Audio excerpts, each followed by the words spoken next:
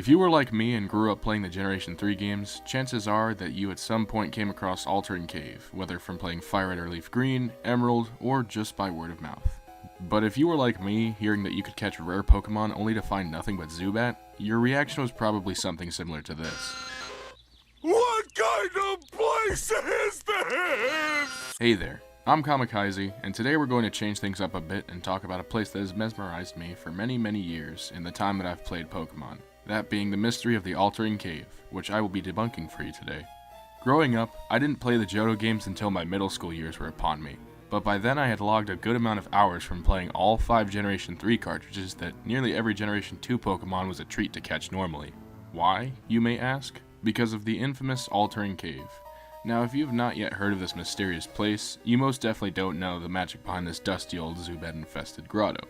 But believe it or not, there was actually more to this cave than just another place to catch the most annoying Kanto Pokemon ever.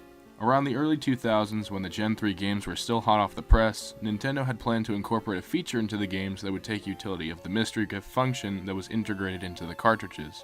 Mystery Gift allowed players to get special event or gift Pokemon and items from real-life events.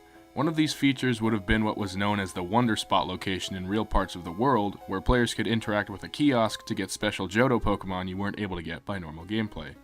There were plenty of Johto Pokemon in the Hoenn Pokedex, as well as the Kanto post-game to allow you to complete a full national Pokedex, should you be lucky enough to do so. However, there was a good amount of them that were not able to be found, and there was a total of 8 that, no matter what, you would be unable to get them unless by a special event, exclusively from the Wonder Spot locations. That list of Pokemon includes Mareep, Aipom, Pinnacle, Shuckle, Teddiursa, Houndour, Stantler, and Smeargle. At this point, these were the only Johto Pokemon with a few exceptions, aside from the starters, legendaries, or mythicals, that could not be caught or obtained in any of the 4 games at the time. Even still, said Pokemon were only available by events only, and if you missed your opportunity to get out to an event to get them, well, you were out of luck. However, the Wonder Spot kiosks for all of the Altering Cave's Pokemon never actually came to be in real life. But why? Well, I'll be honest with you, there isn't really a concrete answer. But if I had to guess, there was a simple solution that made the existence of Altering Cave completely useless, and thus it wouldn't make sense to have the events happen in the first place. First, let's look at the simple answer. Generation 3 was the first generation where the player couldn't trade with their previous games if they had copies of Red, Blue, Yellow, Gold, Silver, or Crystal, meaning it was impossible to port their Johto or Kanto team over to the Hoenn games. This, however, funnily enough, would later be proven false with a bit of hacking and craftsmanship, but that's an obvious discussion for another time. In Generation 3 there existed 2 console games for the GameCube, being Pokemon XD and Colosseum, where the player could catch Johto Pokemon and trade them over to their Ruby and Sapphire games. The trade function made it easy to obtain these Johto gems, so realistically, it would seem that having these events to obtain the Pokemon that were easy to come by would be quite pointless. But let's say you didn't have the console versions of these games. Now it seems impossible to obtain those specific Generation 2 Pokemon, right? Well, not quite. Not long after FireRed and LeafGreen released, Pokemon Emerald would follow just a year later, which was considered the definitive game of the Gen 3 era, and there was plenty of extra content and ways to get the Pokemon you simply couldn't get before.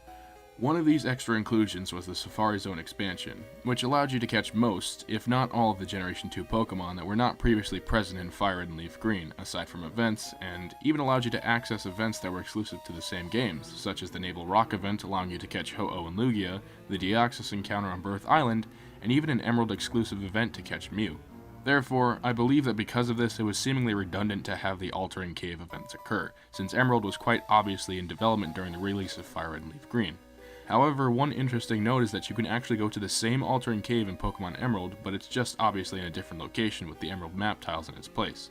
Despite this, it functions exactly as the FireRed and LeafGreen versions did, and why it's in the game is completely unknown since there was seemingly no point to add it at all. If I had to guess, it was added midway into Emerald's development with the idea that the Altering Cave events would run through Emerald's release, but upon adding the Safari Zone expansion to catch all of said Pokemon, it was chosen to scrap the idea and completely move on, abandoning the concept and leaving it for players to explore as if it was a normal game area. This, however, is my own theory, meaning it could be true as much as it could be false. There was, however, data that was programmed into the game for not only the events that would lead up to being able to get said Pokemon, but also, interestingly enough, encounter data for Shuckle and FireRed and LeafGreen that would allow the player to get Berry Juice, which would have been the only way to obtain this item in Generation 3.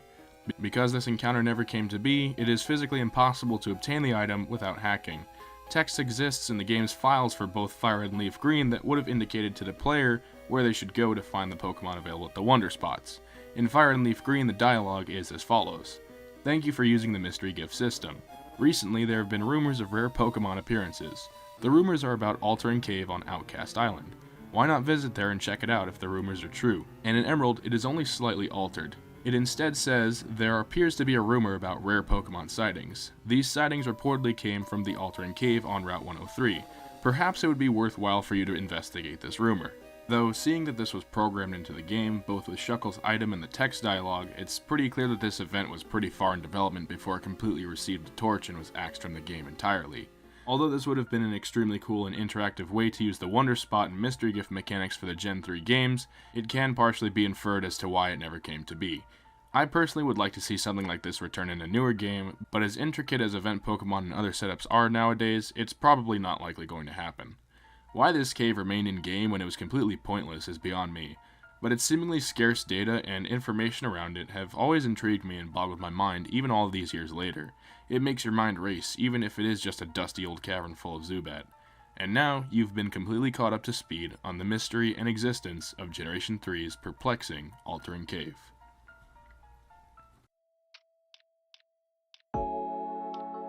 And there you have it. All you need to know about Altering Cave and things you might not have even known about it. Did you know about this place? If so, what did you think it was back then? Did you know any of the information I discussed in this video? Let me know in the comments below. I'd love to hear what you have to say. If you enjoyed this video, hit the like button and subscribe with the bell icon enabled to join the Glaceon gang today.